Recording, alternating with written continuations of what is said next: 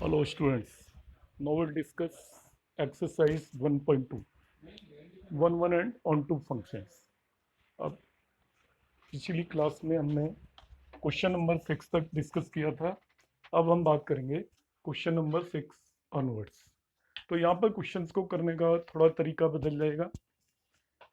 1 और on to का concept मैंने प्रीवियस क्लास में एक्सप्लेन किया था, तो जिन्होंने भी नहीं देखा है वो उसको देख लें, जिससे कि उन्हें कंसेप्ट समझ में आ जाएगा. क्वेश्चन नंबर 7 हम लेते हैं. यहाँ पे F x equal to 3 - 4x दिया हुआ है. तो 1 का जो सिंपल कंसेप्ट है उसी के बेस पे इसे हम करने वाले हैं. 1 करने के लिए हम क्या करते हैं, हम f(x1) इक्वल टू f(x2) लेकर चलते हैं और उसको यूज करके यदि x1 इक्वल टू x2 आ जाता है तो हम कहेंगे 1 है, अदरवाइज नहीं है. अब आप देखिए first question f x equal to 3 - 4x दिया हुआ है. हमने x1 x2 belongs to r लिया. अब f(x1) equal to f(x2) late कर लिया है. इससे f(x1) निकालिए, x की जगह x1 रख दीजिए दोनों तरफ, तो ये आ जाएगा 3 - 4x1. इसी से f(x2) निकालेंगे, वो 3 - 4x2 आ जाएगा. दोनों को आपने इक्वेट कर लिया. 3 - 4x1 इक्वल टू 3 - 4x2. 3 से 3 लेफ्ट साइड और राइट साइड में कैंसिल आउट हो गया. ये -4x1 इक्वल टू -4x2 आ गया. -4 से -4 cancel out. So on the basis of this we can say x1 equal to x2. तो 1 प्रूव करने का ये सिंपल वे है. लॉजिक में ऑलरेडी एक्सप्लेन कर चुका हूँ, पर मैथमेटिकल प्रोसेस यहाँ पर जो आ रहा है, always you take f(x1) equal to f(x2) और उसको लेकर हम चलेंगे. यदि x1 इक्वल टू x2 आ जाता है तो हम इसे कह देंगे कि ये प्रूफ हो गया. अब ऑन टू प्रूव करने के लिए हमें क्या करना है, ऑन टू के लिए जो कंडीशन होती है, फिर इसे ध्यान से समझें. ऑन टू के लिए हमारी कंडीशन क्या होती है कि आपके एक सेट ए से दूसरे सेट बी के बीच में ऑन टू कंडीशन ये होती है कि बी के हर एक एलिमेंट की यहां पर एक प्री इमेज होनी चाहिए. तो बी का जो भी कोई एलिमेंट है उसके करस्पॉन्डिंग एक एलिमेंट एक्स में है तो वो ऑन टू है, अदरवाइज ऑन टू नहीं है. अब इस क्वेश्चन में मैं क्या यूज करूंगा, इसको आप जरा ध्यान से समझेंगे. हम क्या करेंगे, जो हमारा एफ एक्स दिया हुआ है इसको वाई लिख लीजिए. मुझे करस्पॉन्डिंग वैल्यू चाहिए कि एक्स की कौन सी वैल्यू है, करस्पॉन्डिंग वैल्यू एफ एक्स के करस्पॉन्डिंग एक्स की कौन सी वैल्यू है. तो जस्ट कैलकुलेट करने के लिए एफ एक्स को मैंने वाई लिख दिया है. तो वाई इक्वल टू 3 - 4x आ गया. इससे मैं x निकालूंगा इन टर्म्स ऑफ y. तो इस 3 को इधर ले गया, आप कैलकुलेट कर लीजिए. x इक्वल टू आ जाएगा y - 3 डिवाइडेड बाई 4. यह आएगा 3 - y डिवाइडेड बाई 4.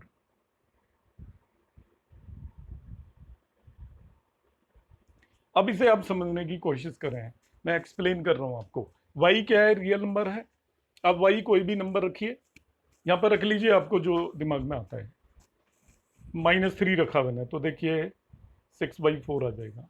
20 रखा, -17/4 आ जाएगा. तो आपको समझ में आ रहा है, हर एक y की वैल्यू के लिए आपके पास x भी अवेलेबल है. x is a real number. x भी यहाँ पे रियल नंबर है, y भी रियल नंबर है. इन दोनों के बीच में रिलेशन क्या आ रहा है, x equal to 3 - y divided by 4. तो अब x equal to 3 - y divided by 4 का मतलब for a given value of y there is a value of x. वो क्या है, 3 - y बाई 4 हमारे पास अवेलेबल है एज ए रियल नंबर. इसलिए हम कह देंगे कि हर एक वैल्यू y के लिए वहां पर x की वैल्यू अवेलेबल है. That is why it will be a onto function. Mathematically इसमें आप क्या करेंगे, जो हमारा ओरिजिनल फंक्शन दे रखा है इसे करने के लिए, उसमें x की जगह 3 - y बाई 4 रख देंगे दोनों तरफ. ये x की जगह 3 - y बाई 4 दोनों तरफ रख दिया है. तो f3 - y by 4 is equal to y आ गया. इसका मतलब आपको for a given value of y we have a value of x, वो क्या है आपका 3 - y डिवाइडेड बाई 4. इसलिए for every value of y we have value of x, so we can say it is onto function. इसके second part पे आ जाते हैं. तो सेकंड पार्ट पे आते हैं इसी क्वेश्चन के पे. ये सेकंड पार्ट रहा यहाँ पर, तो मैं सेकंड पार्ट भी एक्सप्लेन करूंगा. तो सेकंड पार्ट में सबसे 1 का वही तरीका होगा हमारा. f(x1) इक्वल टू f(x2) ले लिया. इससे f(x1) निकाला, 1 + x1 square equal to f(x2), 1 + x2 square निकाला. 1 1 cancel out, x1 square equal to x2 square आ गया. रियल नंबर्स के केस में ये होगा x1 equal to plus minus x2, x1 equal to plus minus x2, x1 equal to x2 नहीं आ रहा है, यहाँ पे x1 इक्वल टू क्या आ रहा है, प्लस माइनस x2। मतलब एक से ज्यादा वैल्यूज आ रही हैं, एक से ज्यादा वैल्यूज आ रही हैं तो it can not be 1 1। Absolutely x1 equal to x2 होता तो ही 1 1 होता। और यहाँ ये एग्जांपल लेकर भी हमने बताया हुआ है कि अब यदि x1 f1 भी 2 होगा और f माइनस 1 भी 2 होगा, तो दो अलग अलग वैल्यूज के लिए यदि सेम आपकी इमेज आ रही है तो it can not be 1 1। x equal to plus 1 के लिए भी 2 है, x इक्वल टू माइनस 1 के लिए भी 2 है, तो it can not be 1 1। Further अब इसको ऑन टू हम स्ट्रेट फॉरवर्ड बगैर किसी उसके दिक्कत के बता देंगे कि it is not onto. आप कहेंगे कैसे पता लगा नॉट ऑन टू? देखिए, real numbers to real number ये फंक्शन है, तो आपको अब तक ये समझ में आ जाना चाहिए ये इधर सारी रियल नंबर होंगी, इधर भी सारी रियल नंबर होंगी। अब x तो आप कुछ भी रख सकते हो, एनी रियल नंबर। जैसे x आप कोई भी नेगेटिव नंबर यहां पर रखोगे, देखिए इसमें fx तो पॉजिटिव ही आने वाला है, 1 प्लस एक्स स्क्वायर है ना। x जैसे -5 रखा तो x स्क्वायर तो प्लस 25 हो गया। तो इस सेट के अंदर जो भी नेगेटिव वैल्यूज हैं वो किसी की भी इमेज नहीं होंगी, क्योंकि fx की वैल्यू कभी नेगेटिव आएगी ही नहीं। इसके अंदर जो वैल्यूज आती हैं वो fx की वैल्यू आती है, तो नेगेटिव वैल्यूज तो कभी किसी की इमेज होंगी ही नहीं। जब नेगेटिव वैल्यूज इमेज नहीं है तो उनकी प्री इमेज भी अवेलेबल नहीं होगी। ऑन टू होने के लिए एक कंडीशन है, इसके सभी एलिमेंट किसी न किसी की इमेज होनी चाहिए, या इसके एलिमेंट्स की यहाँ पे प्री इमेज होनी चाहिए। अब मैं इसका एलिमेंट सपोज -3 एज्यूम कर लेता हूं, तो -3 की प्री इमेज यहाँ पे अवेलेबल ही नहीं है, क्योंकि fx की वैल्यू यहाँ पर -3 कभी भी नहीं होगी, इसलिए फंक्शन आपका ऑन टू नहीं होगा। लिखना क्या है वो ऑलरेडी आप यहाँ से कॉपी कर सकते हैं, इसको मैंने ये एक्सप्लेन कर दिया है क्वेश्चन।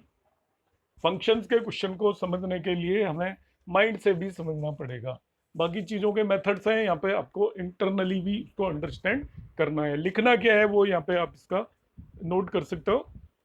अब आता है question number 8। Let A and B the set such that f A cross B. A cross B आपको मालूम है कार्टेशियन प्रोडक्ट ऑफ सेट्स होता है। ए और बी दो सेट्स के प्रोडक्ट को ए क्रॉस बी बोलते हैं, और इसके सभी एलिमेंट ऑर्डर्ड पेयर होते हैं। ऑर्डर्ड पेयर, पेयर होगा मतलब उसके एलिमेंट के अंदर दो आपके एलिमेंट होंगे एक पेयर के अंदर। अब ये कह रहा है A cross B such that A B equal to B A is a bijective function. मतलब ordered pair A B B A के इक्वल होगा। इसका मीनिंग ये है, यहाँ पे ध्यान से समझे कि ये एक आपका सेट है ए क्रॉस बी, ये हमारा दूसरा है बी क्रॉस ए। इसके अंदर कोई एलिमेंट ए बी आ रहा है तो वो इसके अंदर के एलिमेंट बी ए के इक्वल होगा। ये दोनों एक दूसरे से रिलेटेड होंगे। इट इज ए, आपको शो करना है it is a bijective function. तो हमने क्या किया यहाँ पर, ध्यान से समझिएगा इस क्वेश्चन को। F A cross B to B cross A function दे रखा है, defined as A B is equal to B A. तो हमने दो एलिमेंट ले लिए A1 B1 and A2 B2, A cross B को बिलोंग कर रहे हैं। अब एफ A1 B1 निकाला, एफ A1 B1, ये दो एलिमेंट अपने लेट कर लिए जो ए क्रॉस बी के अंदर है। ए क्रॉस जैसे हम पहले x1 और x2 लेट कर रहे थे, क्योंकि वहां पे एक ही एलिमेंट सेट को बिलोंग कर रहा था। अब जो सेट को बिलोंग कर रहा है वो ऑर्डर्ड पेयर बिलोंग कर रहा है, इसलिए हमने दो ऑर्डर्ड पेयर लेट किए हैं। पहले हम दो एलिमेंट लेट कर रहे थे x1 और x2, अब हमने दो ऑर्डर्ड पेयर लेट कर लिए हैं, क्योंकि यहाँ पे सेट के सभी एलिमेंट ऑर्डर्ड पेयर हैं। तो एक A1 B1 और A2 B2 हमने लेट किया, ए क्रॉस बी में है ये। तो एफ A1 B1 इसके हिसाब से क्या हो जाएगा, वो आपका एफ A2 B2 के इक्वल होगा। ये मान लिया है हमने एफ A1 B1, क्योंकि हम 1 1 में ऐसा ही करते हैं। हम x1 x2 कोई दो एलिमेंट लेते हैं एक सेट के अंदर, फिर हम कहते हैं fx1 is equal to fx2। तो यहाँ पे x1 x2 एलिमेंट की जगह हमने क्या लिया है, ऑर्डर्ड पेयर A1 B1 और ऑर्डर्ड पेयर A2 B2, और हमने लेट कर लिया है let f A1 B1 is equal to f A2 B2। अब हम क्या करेंगे, एफ A1 B1 और A2 B2 की वैल्यू निकालेंगे। तो देखिए एफ A1 B1 की वैल्यू B1 A1 आ जाएगी, और A2 B2 की वैल्यू B2 A2 आ जाएगी, as per the given condition of the question. Question में ऐसा दे रखा है F A B is equal to B A होगा, ये क्वेश्चन में दिया हुआ है। F A B is equal to B A होगा, तो F A one B one is equal to B one A one हो गया, और F A two B two is equal to B two A two हो गया आपका। अब ये दो ऑर्डर्ड पेयर इक्वल है, तो B one equal to B two हो जाएगा, and A one equal to आपका क्या हो जाएगा, ए टू हो जाएगा। ये ऑलरेडी गिवन है हमें, ये दे रखा है, देखिए A B is equal to B A आपका बाइजेक्टिव फंक्शन है, तो यहाँ पे आपका B one A one is equal to B two A two हो गया। It implies that B one is equal to B two and A one is equal to A two हो गया। इसका मतलब A one B one ordered pair A two B two ordered pair के equal हो गया है, दोनों बराबर हो गए, तो हम कह देंगे इट इज वन वन। अब फर्दर देखिए, if B A belongs to B cross A, कोई भी ordered pair B A B cross A को बिलोंग कर रहा है फ्री वे, तो डेफिनेटली उसका अपोजिट ए क्रॉस बी में होगा ही होगा, क्योंकि हम फंक्शन की क्या कंडीशन है, यदि कोई भी ordered pair A B A cross B में है तो उसकी इमेज आपका बी ए आएगा। तो सपोज कोई भी एलिमेंट बी ए आपने बी क्रॉस ए में लिया, तो उसका करस्पॉन्डिंग एलिमेंट उल्टा ए क्रॉस बी में होना ही होना है, इसलिए इसको हम बाइजेक्टिव बोल देंगे। क्वेश्चन नंबर 9 पे आ जाते हैं। क्वेश्चन नंबर 9 में ये कह रहा है f n equal to n plus one by two if n is odd, fn equal to n by 2 if n is even, f is a function from natural numbers to natural number। Natural numbers के case में क्या रखा है, ये कह रहा है state whether the function is bijective, justify your answer. F n n plus one by two है इफ एन इज ऑड, और एन बाई टू है इफ एन इज इवन। अब देखिए वन वन है या नहीं, सबसे पहले देखेंगे बाइजेक्टिव के लिए आपको वन वन भी देखना पड़ेगा, बाइजेक्टिव के लिए आपको ऑन टू भी देखना पड़ेगा। तो हम सपोज इसमें इसकी वैल्यू वन पे निकालते हैं, सबसे पहले फंक्शन की वैल्यू वन पे निकालते हैं, तो वन ऑड है तो एफ वन इससे निकलेगा N plus one by two से, तो N plus one by two में एफ एन की वैल्यू वन पुट की, तो one plus one by two one आई, तो एफ वन की वैल्यू वन आ गई हमारी। अब हम यहाँ पर एफ टू की वैल्यू निकालते हैं, एफ टू की वैल्यू निकलेगी इससे, क्योंकि टू इवन होता है, तो एफ टू की वैल्यू इससे निकालेंगे तो वो आपकी आएगी एन बाई टू है इसलिए टू बाई टू, मतलब वन आ जाएगी। तो ध्यान से देखिए, एफ वन की वैल्यू भी वन आ रही है और एफ टू की वैल्यू भी वन आ रही है, तब वन और टू दोनों पे सेम इमेज आ गई, it can not be one one. F one equal to F two आ रहा है मगर one is not equal to two, so will say it is not one one, क्योंकि वन वन होने के लिए टू डिफरेंट एलिमेंट्स पर same image नहीं हो सकती। इस क्वेश्चन में टू डिफरेंट एलिमेंट्स पर सेम इमेज आ रही है, इसलिए आप इससे कह दोगे it is not one one. अब दूसरा पार्ट आता है क्वेश्चन का, कि आपने एन को ऑड कंसीडर कर लिया केस वन में, एन ऑड कर लिया और एन की वैल्यू मैं टू आर प्लस वन मान लेता हूँ। आपको मालूम है जब भी ऑड लेट करते हैं तो वो टू आर प्लस वन होगा, और आप कुछ भी रख दीजिए, two are plus one always odd होगा। तो टू आर प्लस वन यदि मैं मान लेता हूँ एन की वैल्यू, तो एक नंबर लेता हूँ R belongs to N, there exist four R plus one, four R plus one भी आपको मालूम है कि ऑड ही होगा, तो फोर आर प्लस वन की वैल्यू निकाल लीजिए, इससे F four R plus one, F four R plus one, तो F four R plus one में रखूंगा यहाँ पर दोनों तरफ, इसमें ऑड है फोर आर प्लस वन भी, तो F four R plus one की वैल्यू आपकी टू आर प्लस वन आ जाएगी। इसका मतलब क्या हुआ कि आपका कोई भी odd number four R plus one आपके पास है तो उसके करस्पॉन्डिंग एक वैल्यू आपके पास two are plus one available होगी, उसके करस्पॉन्डिंग वैल्यू एक टू आर प्लस वन आपके पास अवेलेबल होगी। इसी तरीके से यदि मैं इसको इवन मान लेता हूँ एन को टू आर, तो यहाँ पे रखूंगा एफ टू आर, मैं यहाँ एन की जगह फोर आर रखूंगा, तो मेरे पास आ जाएगा F four R is equal to two are.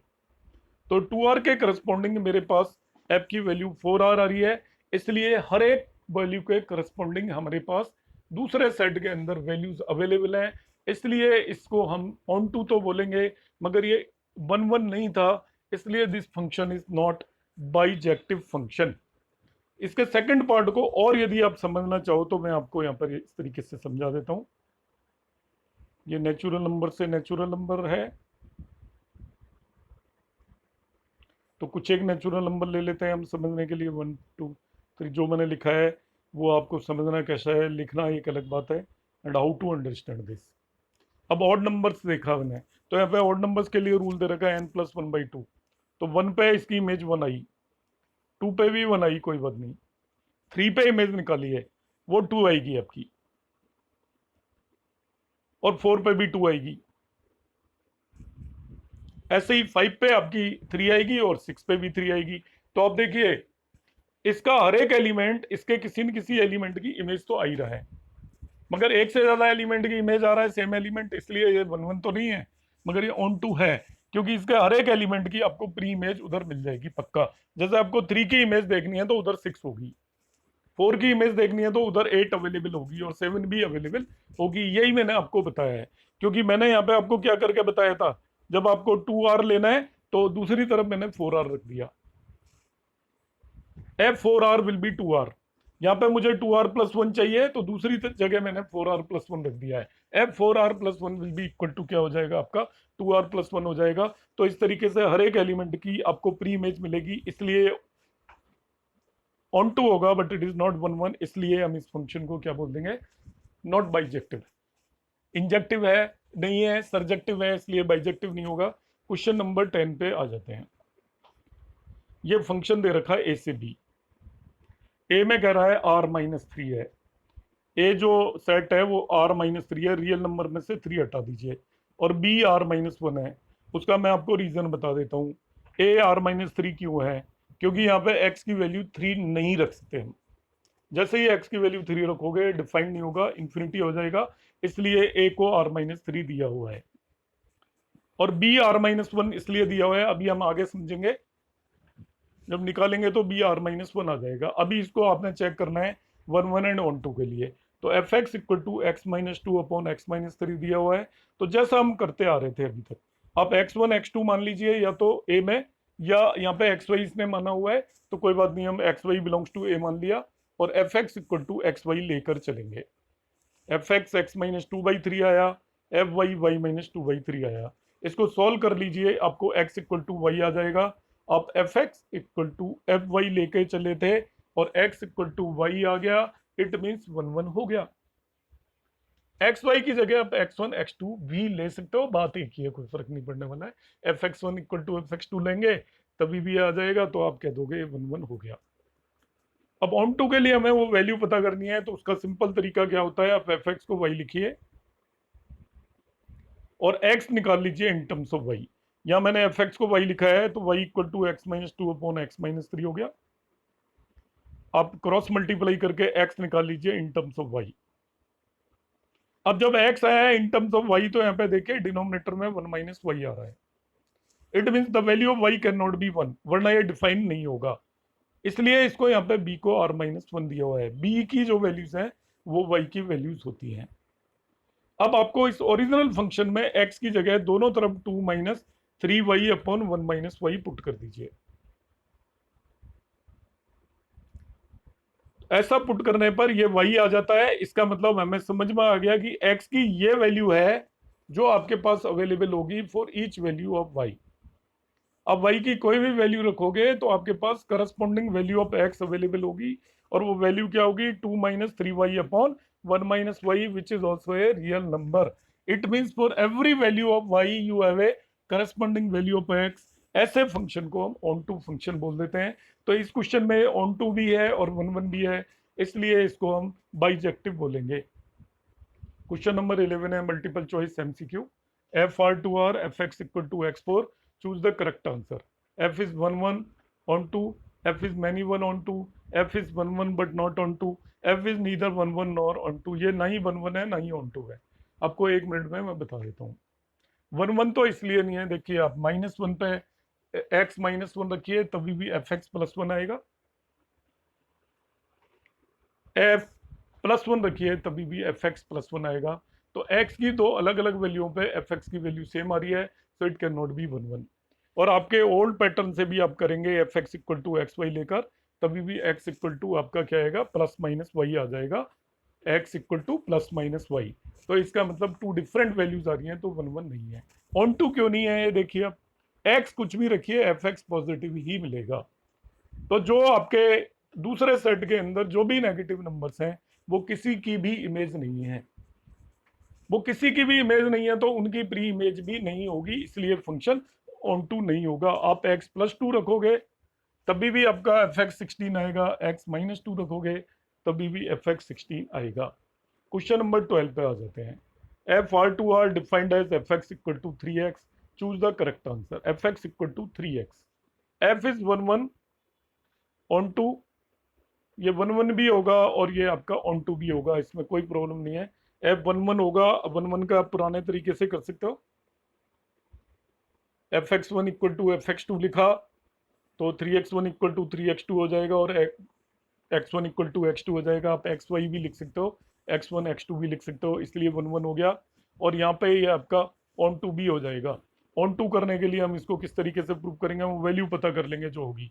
इसको y लिखा तो y=3x आ गया, x=y/3, इसमें x=y/3 रख दीजिए तो f y/3 y आ जाएगा।